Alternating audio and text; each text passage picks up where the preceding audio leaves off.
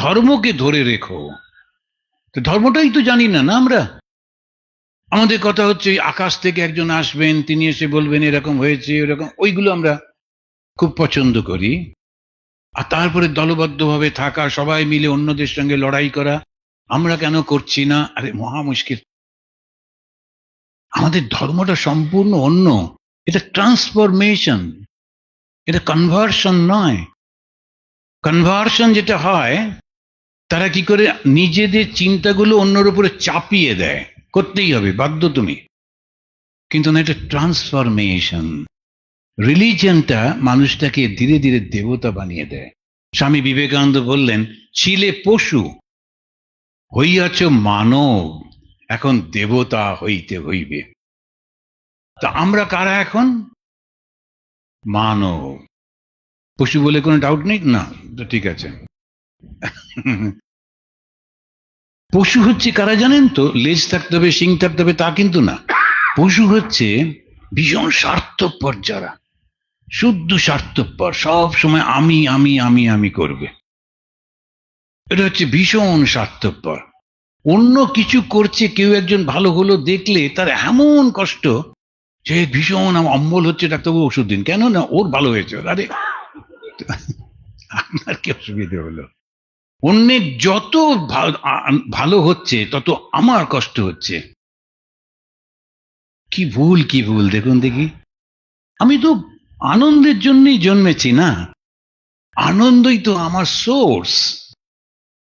এখানে উপনিষদে পরিষ্কার পরিষ্কার বলছে, কার থেকে সৃষ্টি হয়েছে তুমি?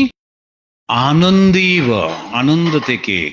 ইমানি ভূতানি জায়ন্তে।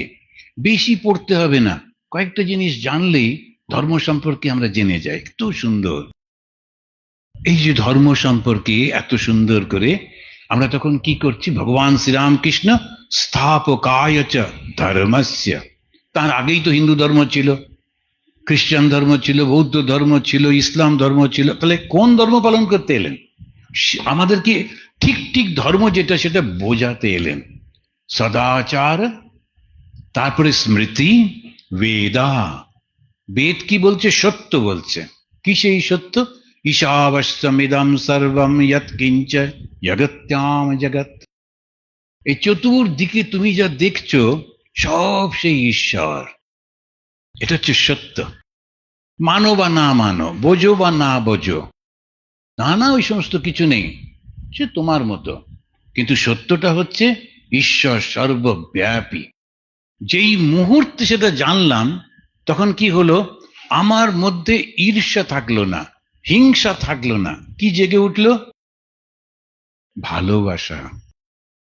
তাই স্বামীজি আর একটা কথা বললেন, বললেন শ্রীরামকৃষ্ণকে LOVE, মূর্ত রূপ। তো ভালোবাসাই ধর্ম। হিংস্রতা ধর্ম নয়। রাজনীতি হিংস্র হতে পারে, অর্থনীতি হিংস্র হতেই পারে, সমাজে হিংস্রতা আসতে পারে, কিন্তু যে ধর্মের কথা বলবো তখন এই হিংস্র থাকবে না, শুধু ভালোবাসা। যদি তা না হয় তাহলে একটু গোলমাল হয়ে যাচ্ছে। তখন আমাদের আবার বুঝতে হবে ধর্ম কেন এরকম করছে। ধর্ম তো এরকম হওয়ার কথা নয়। ধর্ম মানে শুধু ভালোবাসা। কেন?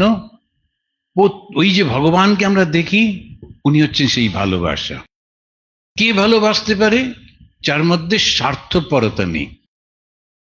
স্বার্থপরতা থাকলেই আর আমি আলাদা করে ভালোবাসতে পারবো না। সেজন্য স্বার্থপর হবে না।